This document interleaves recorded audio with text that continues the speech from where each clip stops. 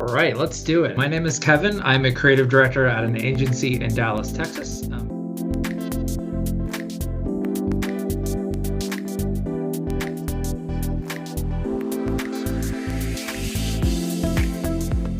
I know that you are interested in particularly that advertising type of space, right? Particularly in motion design and graphic design. And so I'm going to give you a lot of spiel and advice of things that I would do and change and edit and all the things on your portfolio. But ultimately, I want to start off with a disclaimer of this is your portfolio. This is a representation of you as an artist. And I will always stand by a creative standing by their creatives. And ultimately, the edits that you hope will get you that job, right? That's the ultimate goal of this whole thing. So let's get into it. Okay.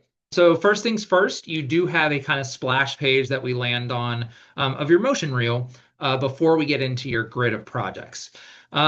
For the ease of time and ease of use for the reviewer that is looking at your portfolio and knowing that they only have between about 3 and 5 minutes total to go through your book, I would recommend making it as simple as possible to get to the things that they want to see fastest.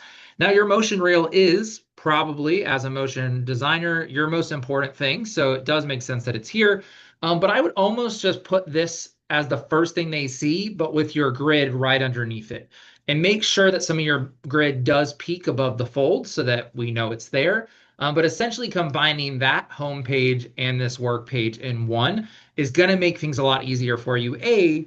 Because you'll be able to click and watch the video, but then they can scroll down and look at additional products a little bit more in depth.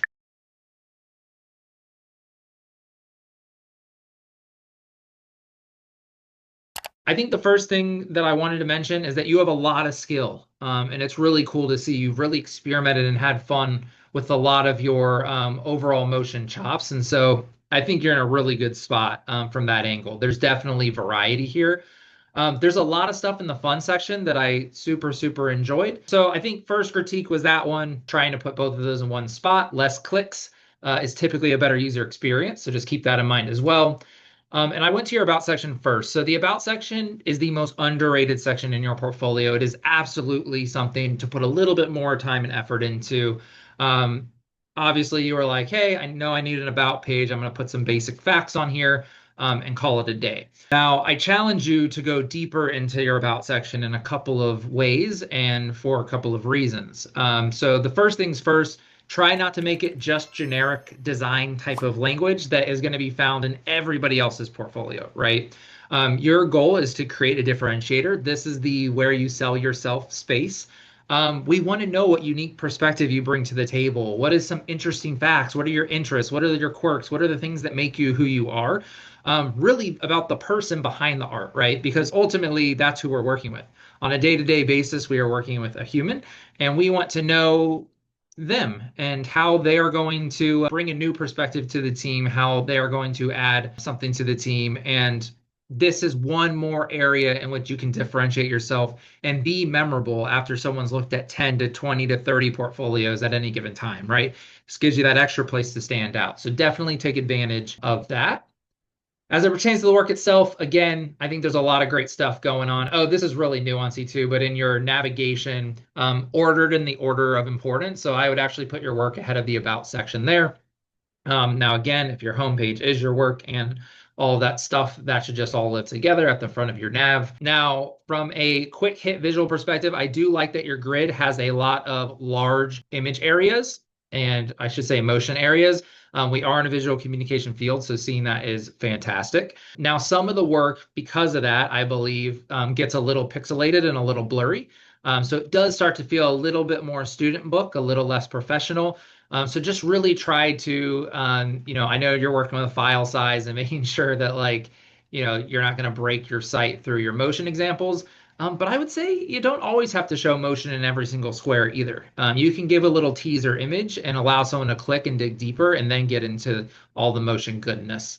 Now, some of these do better than others. The voyage spot, for example, which, by the way, is my favorite thing in your portfolio, it feels pretty clear and dimensional and all that stuff. It's more in this Business Insider stuff that we get a little bit more pixelated. Now, as we go into each section, my next big challenge for you is thinking about the presentation of your work. You spent all this time making something. You want to make sure that you're representing it in the best light. First thing is make that video super large. right? Make it take up some real visual space so that when someone clicks play, they're not viewing it at a more thumbnail size, they're viewing it pretty large. And you want them to geek out on all those different details.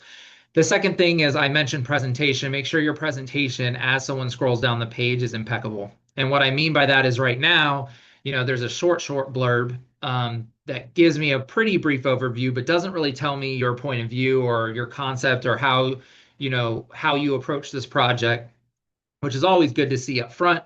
Then hit us with the video, which of course is great, but then give some real gap and space between, like, I know you have these little preview thumbnails going on. Do those need to be up so tight to the video? Probably not. Give something some breathing room, create some breakers. Don't be afraid to put some labels. For example, it says case study coming soon here. Then there's this other video right here. Truck stops here. I don't really understand the flow of information. And so I kind of just see a lot of stuff and I'm like, oh, I don't know what I'm looking at. So that's where, like, instead of just saying truck stops, giving us a little bit more context into what we're looking at is just really important. And that really goes across all of the different programs, right? Because here as well, you have a cool animation, but you followed a similar format. So just really think about how you are designing the page to tell the most cohesive story as if you were presenting this to the client. So you want every page to feel very buttoned up.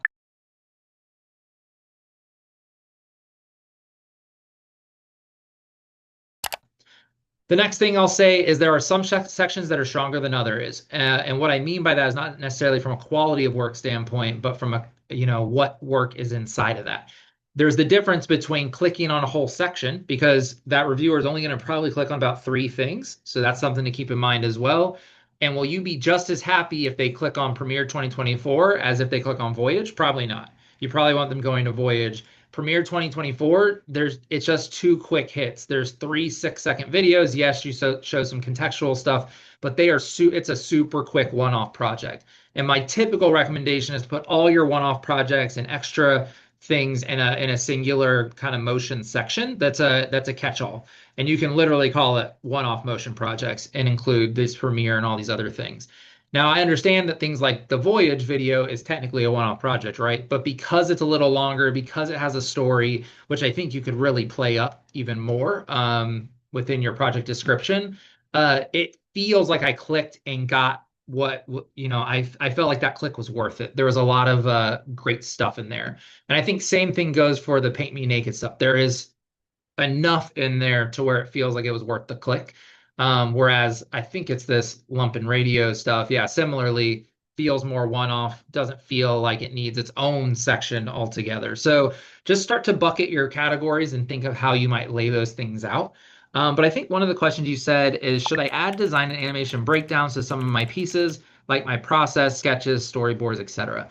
I don't think so. I think a portfolio personally is to show your very best stuff. And unless your process is game changing and really, really interesting and intriguing, I wouldn't probably put it. Now, for some motion designers, they like to make an extra section, an extra link, an extra page in their portfolio that someone can go to.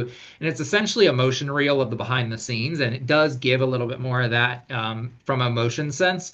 And those are sometimes cool to see if someone's interested in that, but I don't think you need to go project by project and show all the process and the storyboards.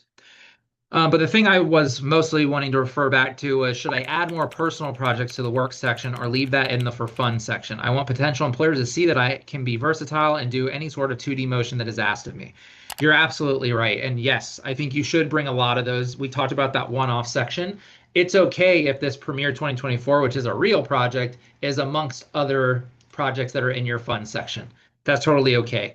It's essentially a grab bag motion type of section. I even have a motion section in my portfolio, and I'm not a motion designer, but that motion page has some one-off samples and really has like it just flows through a couple of my favorite one-off projects. Now, to that point, only show your best stuff. So do I think everything from your fun section makes the cut, if you will? Probably not. Like, there's some that are obviously better than others. And so the biggest thing for you to do is to really self-edit and make sure that you're only putting your very best work out there. But I love these sections. The universe stuff was really cool. I'm usually not like a pixel art person, but I felt really inspired by that. But nothing in your book inspired me more than the Voyage. This is a perfect example of using simplistic shape and motion to elicit an emotion. And I think that that is super, super strong. And so you should be really proud of this work. Like I felt it. It was good. The music choice was perfect. It was really, really strong. So big ups there. The last thing I'll leave you with is I know you mentioned advertising. I think one thing to really think about as it pertains to your portfolio is that right now there's not a lot of brand specific work, right? Advertising type of work where you're utilizing motion to solve a problem for a brand or a product. So I would try to do some of those. Infuse your portfolio with a range of projects that, tackle a couple of different brands. If you were to take a soda brand like Bubbly, what kind of motion and cool thing would you do to bring that to life? What idea conceptually can you do for Samsung headphones to bring those to life through motion and make somebody want to click buy? So a couple things to think about, but you're ultimately positioning your book as proof points that you can do the job. And the more brand work you have, the better chance you have at actually matching the jobs that are living in these particular shops in which you're trying to go, right?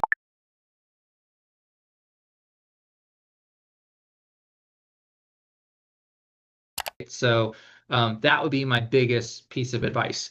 But yeah, I think you have a really great start here. There's a lot of great motion for a motion designer book in particular. I think you're in a really, really great spot.